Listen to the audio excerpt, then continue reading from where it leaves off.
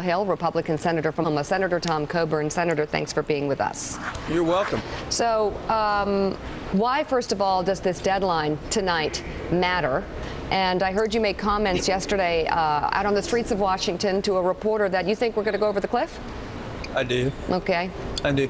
Let me take issue with a couple of things you said. Okay. Number one is we haven't cut the first penny yet from the federal government, and it's important people know that. What happened in that agreement is $1 trillion in increased expenditures didn't happen. Okay. All right. And now that we're down to the hard work of actually trimming some of the waste out of the federal government, nobody wants to do that. And so we're in trouble because we have a set of elite career politicians that reelect themselves on the basis of the bounty that comes from the federal modus in Washington, and rather than on the best interest of the country. Mm-hmm. And so I would tell you that one of the reasons that we're having difficulty is the fact that we won't actually talk about the issues that are most important to solving our problems. The other point I would make is that we did not have a downgrade because of the debate over the debt limit. We had a downgrade because of our financial condition and the lack of political will to make hard choices to solve it. Senator, okay, he's getting his earpiece back in. I will wait. I will wait. You got me again? I do. Great. I was getting background in it. That's why I took it out. Hate it when that happens. Thank you for doing that. Can you hear me okay? I can. Okay, so let me ask you this question. And you've always, made a lot of sense on this show, and I'm not targeting you. This is not meant to be in any way with a certain attitude toward you. It's just about Washington in general, because you all are paid. You are paid, correct? Yeah. To take care of this country's wallet, to take care of this country's reputation, to take care of this country's health.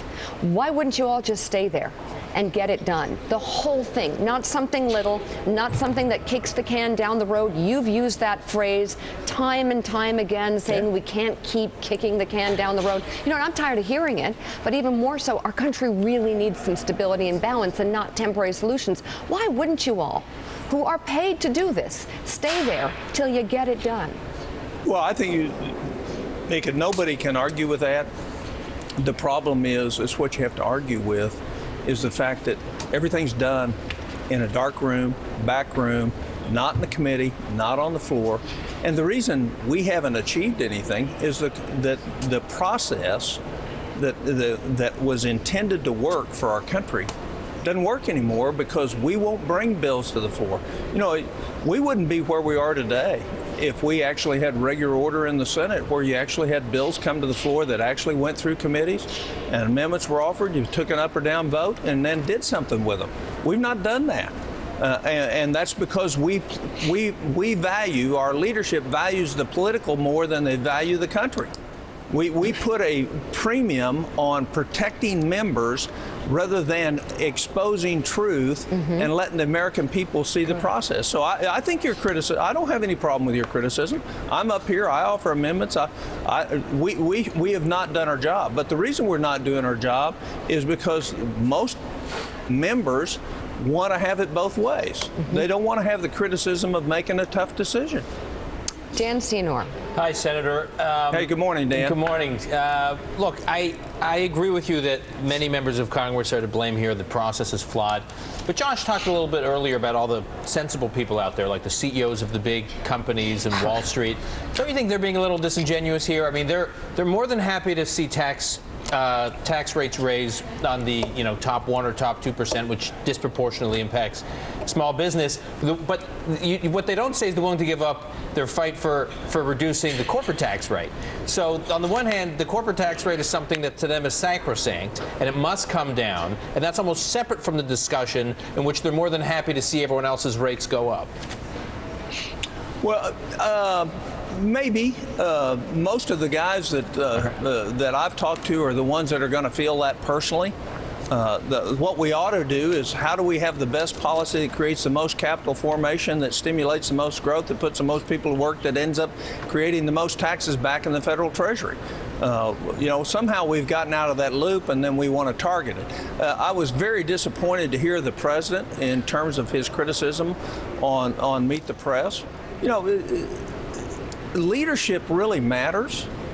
And these problems can be solved. What it has to do is you just can't have only your way. And you have to say, the real problem is we're going to solve these problems because the math is the most powerful thing in the room. Not the Democratic Party, not the Republican Party, not the president. The math's the most important thing in the room. And so we're going to go through these burps and spits and starts, much like our founders thought we would. They knew it would be hard to do these things. But the reason we're in trouble is we've abandoned a lot of their principles to begin with. Yeah. So the math is going to cause us to solve the problem. I put out $9 trillion worth of savings a summer and a half ago. You'd have passed that, we wouldn't be anywhere where we are. I'd just like everyone to stay and just open it up and get it done. And burps and spits and starts, I'd call this projectile vomit at this point. Let me get Josh in, and then Dr. Sachs. Yeah, Josh. Senator Coburn, Josh Green here from Business Week. It seemed to me that the deal that was emerging yesterday was actually a pretty favorable one to Republicans, because we were talking about raising the income tax threshold to $500,000, raising the threshold for the inheritance tax, permanent fixes in exchange for what seemed to be a series of just temporary fixes for Democrats, an unemployment insurance extension, an AMT patch. Why aren't more Republicans jumping at that offer? Well, first of all, we don't.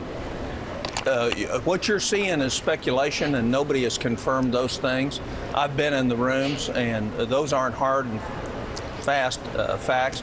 The other reason that they're not jumping is that delays the actual time at which we actually cut spending by 2 years. So what we're gonna do is go through all this process. We increased the debt by $2.1 trillion over the last 17 months, and haven't cut the first penny from the federal government. The American people got to say, what are you guys doing? And now we're going to have a process where we delay another 2 years on making cut. Remember, just in Medicare alone, there's $100 billion a year in fraud, and we're going to delay fixing that? It makes no sense. Dr. Sachs. Senator, I really like your statement that the math is going to be the point in the end. And I'm wondering, is there a way to get this process working again, to get it out of the back room and to get clear numbers in front of the American people? Is that the president's responsibility? Is it the Senate's? How could that actually be done? Well, I think, what I would say is the president ought to say what he believes. He says, I put $1 trillion. None of us have ever seen the $1 trillion in specific cuts. No, nobody that I know of. I certainly haven't. I've looked for him. He could actually say what he means and mean what he says.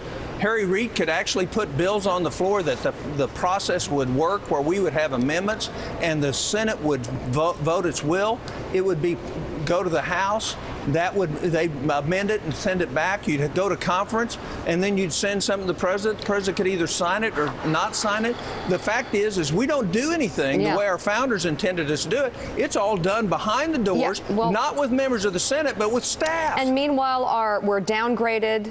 Our economy is gonna tank again. Wall Street's gonna plummet. I mean, seriously, at some point, I just wonder if you guys just stay there. I know you say there are different. I know you say there are different ways that bills can't get passed anymore. What if you couldn't leave? Wouldn't you get it done? We'll do what I've been doing up here the last 5 days, which is sitting around watching you guys. Well. Because we're not in on the participation. Nobody's asked us what we think. In August of I gotta get Michael's deal. during the debt deal and the downgrade, S&P, the Dow Jones Industrial Average crashed 19%. Yeah, that's going to be fun. 2 weeks of trading days. So that's the world we could be in. Yeah, well, let me give you a prediction. We're going to have another downgrade regardless of what comes out of this deal, because we deserve it. Because our debt to GDP ratio, if you really measure it the way everybody else in the world measures theirs, is about 120%. So remember, the debt per person in this country is $15,000 per person higher than it is in Greece. So we're not far from that position. And what we have to have is some realistic leadership that says, let's think long term. Everybody's going to have to sacrifice. There's not a problem we can't solve if we all work together, and we can do it, but everybody's going to have some pain. But let's think about the long term. Let's quit thinking about the Republican or Democrat Party. Let's start thinking about the country. Yeah. And that's what we're not seeing in leadership. Well, everybody wants their own advantage, and so you hear all these sharp words coming out of different politicians about how bad the last guy is. Yeah. What we ought to say is, let's get the process moving. Let's put it on the floor. Why didn't we put, we wanted to put Simpson Bowles on the floor. Thank you. I want to see that. Yeah. Michael, I know you're next. Hold on one second, though. Just sure. Tom, Senator. If the president showed up on Capitol Hill and rolled up his sleeves, would that make a difference? Well, yeah, if you all putting a camera on it. I want to see it. I mean, I think we should open the whole thing up. We need to have transparency in what's going on up here, so the American people can make a judgment for themselves rather than take a press hit or a 6-word sentence and let that be a defining moment. Let's let them just observe us. Yeah, Michael Steele. Senator, it's good to see you, and a happy new year to Michael. you, despite the noise that we have to deal with out here. You've been one of the more sobering conservative voices, whether it's been on Simpson Bowles or what you just laid out on the spending side, which I still think is a huge part of this equation. But I want to bring it to the political for the party right now. So let's say we go over that cliff at 12:01 tonight, and tomorrow morning, the White House and the Democratic machine starts the drumbeat that Republicans have caused this, the Republicans intransiged this, the Republicans fill in the blank, have created this fiscal mess now that we're over the cliff. How do we as a party with voices like yours get in front of that noise to reframe this argument just as you just did? Just take the parties out of this and focus on the nation's business. Well, number one is I really don't care what's said tomorrow morning. It's a failure of leadership of great proportions of everybody that's here. And anybody you hear trying to make a gain out of that doesn't really care about the country. They care about themselves and advantaging themselves. That's number one. Number two is I don't think going over the cliff, as far as a lesson for us, will be all that harmful. I know everybody's rattled about it, but the fact is we will in fact reinstitute some tax cuts. We should not reinstitute or eliminate the spending cuts. This government wastes $300 to $600 billion a year that nobody knows, nobody would miss if we actually took it out. So we ought to have some pain in terms of that. The president just did an executive order raising the salaries of members of Senate starting March 31st, and everybody else in the federal government, whereas right now we work 3.8 weeks less than everybody else in the country and get paid twice as much. So we should start talking about the real issues that the average American cares about. And the third point I would make is you want to cut the taxes and lower them back, then let's cut some more spending and pay for it, because that's where I actually disagree with Republicans.